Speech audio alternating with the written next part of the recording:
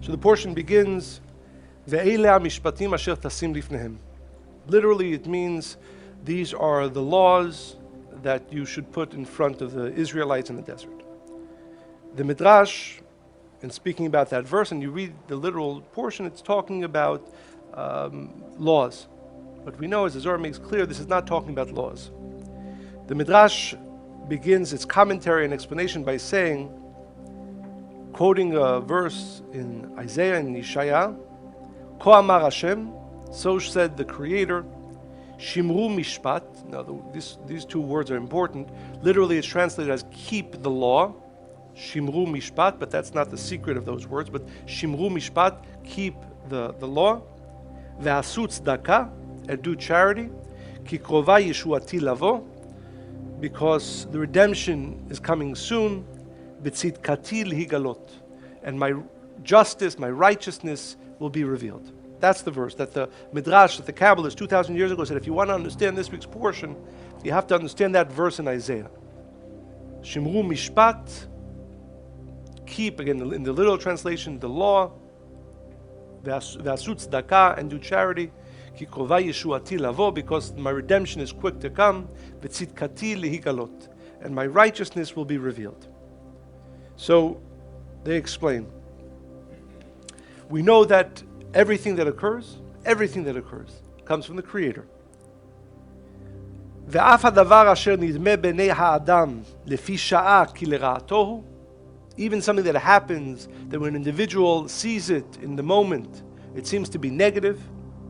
אבל בסוף מתגלה לו שהדבר היה לטובתו. In the end, now the end might be next day or next month or next year or 10 years or 50 years. But at the end, the individual will come to realize that all those things that seem to be negative for him or for her were really for his own good. וזהו כוונת הפסוק שמרו משפט. And this is the secret of the words when it says keep the judgment or keep the law. It doesn't mean the law. Milashon ve'aviv shamar et hadavar. It says about Jacob when Joseph had his dreams. It said Jacob kept shamar et hadavar. He kept them, which means he was waiting to see when they will come true. So the word lishmor or shimru mishpat doesn't mean keep it, but rather know and watch for the end to come. Shimru mishpat, which means even chas v'shalom when there's dinim, even chas v'shalom when there's negativity, wait and watch, and you will see that eventually the goodness will come out of it. Hamtinu ad she'ta'avor midat hadin ve'hamishpat. Wait until the judgment, the dinim are removed. Ve'asu tzedakah, and with that knowledge, even in the time of judgment, even in the time of darkness, even in the time of negativity, know that there is justice here, that there is tzedakah, that there is righteousness here. V'ta'aminu she'akol hu letovah, and have certainty that this is all for the good. Ki krova yeshuati lavo. And if you have that certainty, which is shimru mishpat, which means even during the time of judgment, you keep it, which means you say, I see judgment right now, but I have no doubt that from this judgment comes tzedakah, comes charity, comes goodness, comes chesed, then krova yeshuati lavo. Then immediately, more quickly than otherwise, will the redemption, will the goodness sprout and come from that dark situation. במהרה יתגלה הצדקה והחסד אשר כעת הוא טמון ונעלם מעיניכם. Quickly will be revealed to you the goodness and the mercy that is within the situation that right now is still concealed for you during this. And I want to give a tool. I'm not sure if I shared this one, but I'm sure most of us aren't using it enough. It's a very powerful tool from the Ari and with a few other commentaries from the Kabbalists that we all should be using consistently to strengthen, awaken our certainty. It says in the portion of Noach during the time before the destruction of the world, "Vatishachet haaretz lifnei haElokim," that the earth literally, again the verse literally says that the earth, the land, was destroyed before God, but the name is Elokim. We know that that name represents judgment. The earth was destroyed or became filled with negativity before Lifnei HaElokim, before Elokim. And the Ari explains, and the Kabbalists bring from the Ari, we know that the name Elokim, Aleph Lamed Hey Yud Mem represents judgment. The letters before Elokim, which form, if you take, for instance, Aleph is the first letter, so it does not change. But Lamed, the letter before Lamed is Chaf. The letter before Hey is Daled. The letter before Yud is Tet. And the last Mem becomes a Mem Sofit, so it doesn't change. So the Aleph and Mem don't change, but the middle letters Chaf, Daled, Tet. That name, the Ari says, the name which is AhDeTam, is the secret name to awaken certainty. AhDeTam. Why? Because Elokim represents judgment, represents negativity, represents darkness. When you if you want to go before the judgment, when there's still mercy, you focus on the name AhDeTam. That name, the Ari says, whenever a person needs certainty, whenever a person needs strength, in the light of the Creator, especially when there's Elokim, when there's judgment, you focus on that name AhDeTam. Shehu Shem haBitachon. That is the name that you focus on when you need to and want to awaken certainty.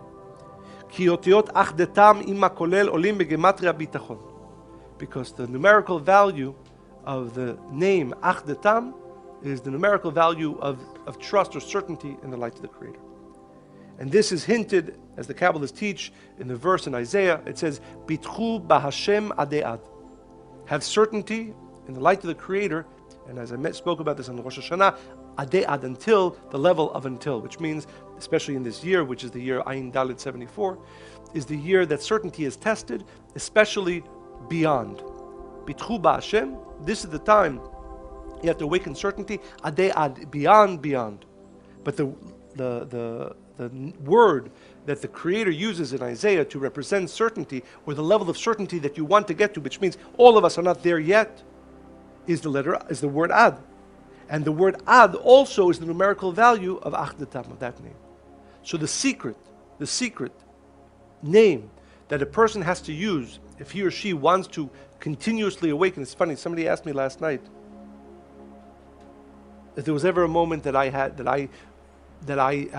my certainty was challenged. And the answer, of course, is always yes, but more than that, the understanding is our work is never done in achieving certainty until adej, until you're in a state, and this is the state that every one of us has to go through, and this is why challenges come, as we spoke about, for the purpose of reawakening, pushing us to go to total and complete certainty in the light of the Creator, adej. But if a person is not constantly aware that everything that happens to him or her is for the purpose of bringing the individual to a higher level of certainty, then he or she is not part of the work of the Gemara Tikkun. Pitchu BH adej. You have to awaken certainty. And what tool do you use? Ad 74, which is the numerical value of the name that the Ari says is Shem haBitachon, the name that awakens certainty. So it's a very practical tool, and one, again, I'm not sure if we all use it enough. But anytime a person feels lack of certainty, every time a person feels doubt, a person should focus on that name, as the Ari tells us, AhDeTam, AhDeTam. This is the meaning of the verse. Why did destruction come into the world in the time of Noach? And why does Chas v'Shalom destruction come to an individual or to anybody? Because he loses lifnei ha'elokim. He loses that name which comes out from the secret of before Aleph Lamed Hey Yud Mem, which is, as we said, the name AhDeTam, which is the name that the Kabbalist teaches, the name of certainty. And that's, again, a very practical and necessary tool. If we want to achieve, through times of darkness and difficulty, ultimate and complete certainty, and you don't use this tool, it's probably impossible. So what the Ari says is that every time an individual feels doubt, uncertainty, and he needs strengthening, focus on Ad. Focus on the name AhDeTam. And this is the name, and you ask the Creator that through these 5 letters, Aleph, Chaf, Dalet, Tet, Mem, Sofit, you receive the strength to a higher level of certainty. This explains the ultimate level. If you use the name AhDeTam and you're pushing yourself you're begging the Creator through every challenge, through every difficulty, through the name Aleph, Chaf, Dalet, Tet, Mem, give me a higher level of certainty, then ultimately where you want to get to is to a place where nothing causes you pain. Shizamen la'adam ezet tsar ve'ogmat nefesh, Chas v'Shalom. So that if a person, anytime he or she experiences difficulty, pain, lo yitatzev belibo klal. You need to, and this is what we have to get to. We get to a state, You have to figure out how far we are from there, right? But that if you use this tool and use the spiritual work for the purpose of achieving certainty, then no matter what happens, you never experience pain. You have to awaken certainty that no matter what challenge, no matter what difficulty, the light of the Creator will take you out of that darkness. You have to, again, as we mentioned earlier, you have to be clear that within that judgment, within that negativity, within that darkness, there is endless light and endless mercy that the Creator instilled there. When a person achieves complete certainty, that everything is coming from the Creator, and sometimes the mercy comes in an obvious and clear and revealed way, and sometimes the mercy and the blessing comes in a concealed way. That to the physical eyes of a person who's not spiritually completely developed, they seem to be difficulties and problems. But a person who's doing their work and using that name, Aleph, Chaf, Dalet, Tet, Mem, and begging the Creator to give them higher and higher certainty, they are able to know and see that even within what to others seem to be difficulties, hold within them endless mercies. This, he explains, in this week's portion, it says, Al kol aveda asher yomar ki hu zeh, ad ha'elokim yavo dvar shneim. Literally, it says, any loss, asher yomar ki hu zeh, where you see it as a loss, ad ha'elokim yavo dvar shneim. You have to bring it, again, this isn't literal translation, but you bring it with the ad, which literally means until, but as now we understand it means the secret of the name Aleph, Chav, Dalet, Tet, Mem. You bring ad to Elokim, you bring that name and you change the judgment to mercy, to kindness, because you awaken your certainty. This is the secret of the verse.